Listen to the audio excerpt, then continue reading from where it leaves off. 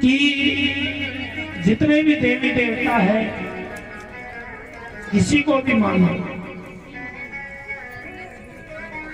लेकिन विश्वास एक के प्रति पक्का होना चाहिए।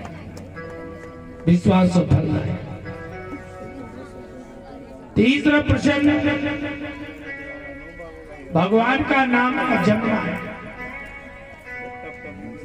कभी जन्म नहीं लेते। भगवान का तो अवतार होता है। जब जबे हुए धर्म की हानि, बाड़े असुर महाअभिमानी, तब तब धरी प्रभु विविध शरीरा, हरे कृपा निधि सज्जन पीरा। जब जब धर्म की हानि होती है, जब जब अधर्म बढ़ता है, तो मेरे भगवान किसी न किसी रूप में अवतार देते। अब माता यहाँ भगवान के 24 अवतार बताए हैं। भगवान का पहला अवतार हुआ संत कुमार के रूप में, दूसरा 12 अवतार, तीसरा संत नारद जी का, चौथा नर नारायण का, पांचवा कपिल देव अवतार, छठा दत्तात्रेय अवतार, सातवां यज्ञ अवतार, आठवां ऋषभ देव अवतार, नौवां पृथु अवतार, 10वां हुआ मत्स्य अवतार, 11वां कच्छप अवतार, 12वां धन्वंतरी अवतार, 13वां मोहिनी अवतार, 14वां नरसिंह अवतार, 15वां 52 अवतार हुआ भगवान का, 16वां परशुराम जी का अवतार, 17 वेद व्यास जी का अवतार, 18वां सूर्य वंश में राम अवतार लिया, और 19वां भगवान का बलराम जी के रूप में अवतार, 20वां अवतार भगवान का कृष्ण अवतार है, 21वां हरि अवतार, 22वां हंस अवतार, और 23वां बुद्ध अवतार, और 24वां अवतार है भगवान का कलिकी अवतार। 23 अवतार मेरे भगवान के हो चुके हैं, अब तो माता 24वां अवतार होना बाकी है। 23 अवतार ले चुके भगवान, अब 24वां अवतार। 24वां अवतार कब होगा? जब घोर कलयुग आ जाए, सब जगह अधर्म ही अधर्म हो जाए, पाप ही पाप।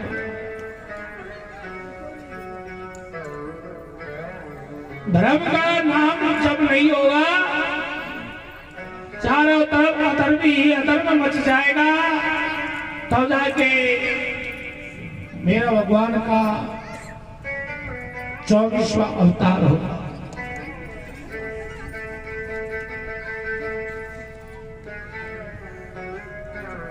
चौबीसवां अवतार यूपी के अंदर संबलपुर ग्राम में मेरे भगवान का अवतार। विष्णु यश ब्राह्मण के घर भगवान अवतार लेंगे, और जो जो पापी है उन सबका उद्धार काले घोड़े पर सवार होकर कल की अवतार लेंगे। वैसे तो भगवान के 24 अवतार हैं, लेकिन मानव चरित्र से जुड़े अवतार केवल 2 हैं, और 2 अवतार कौन से हैं? राम कृष्ण दो एक ही है, अंतरी नहीं वे, इन्हीं के नयन गंभीर है, इन्हीं के चपल विशेष। भगवान के 2 अवतार परिपूर्ण, राम और कृष्ण, क्योंकि कृष्ण ही राम है, राम ही कृष्ण, इनमें कोई अंतर नहीं। अंतर है तो इतना कि भगवान राम जी मर्यादा पुरुषोत्तम है, और कृष्ण भगवान लीला पुरुषोत्तम। राम और कृष्ण दोनों एक है, इनमें कोई अंतर नहीं। वेद व्यास जी महाराज का भागवत लिखने का कारण एक ही था कि लोगों का मन भगवान में बने। तो ऋषि बोले हमने तो सुना उनके पुत्र के बारे में कि जब वो वन में जा रहे तो पीछे पीछे व्यास जी भी जाने लगे, बेटा रुक जाओ रुक जाओ। तो सुखदेव जी महाराज ने उनके आगे चले। एक सरोवर में कुछ स्त्रियां स्नान कर रही थी, नहा रही। सुखदेव जी निकल गए, स्त्रियां वस्त्रहीन होकर स्नान कर रही थी। व्यास जी जब जाने लगे तो वो स्त्रियां बोली कि बाबा क्षमा करना, हम आपको देख नहीं सकते। व्यास जी बोले कि बेटा अभी अभी मेरा जवान पुत्र गया तो तुमने कोई लज्जा नहीं करी और मुझ वृद्ध पुरुष को देख करके लज्जा करी, क्यों? क्या बात है?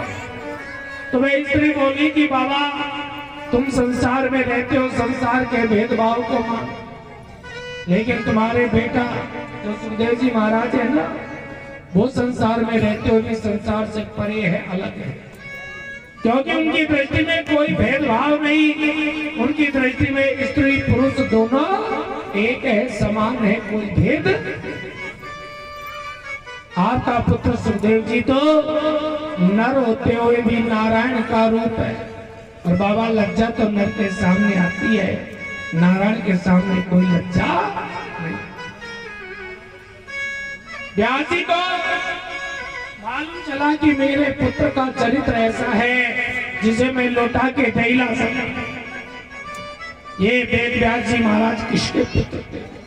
देखो, नारायण के पुत्र हुए ब्रह्मा, ब्रह्मा के वशिष्ठ, वशिष्ठ के पुत्र हुए शक्ति, शक्ति के पुत्र हुए पारस ऋषि, और पारस ऋषि महाराज के पुत्र हुए वेद व्यास। व्यास जी ने जब अवतार लिया तो सीधे उत्तराखंड चले गए, बद्री का आश्रम। वहां जाके इन्होंने एक आश्रम बनाया, संप्रयासाश्रम। वहां में बैठ के भजन करने लगे।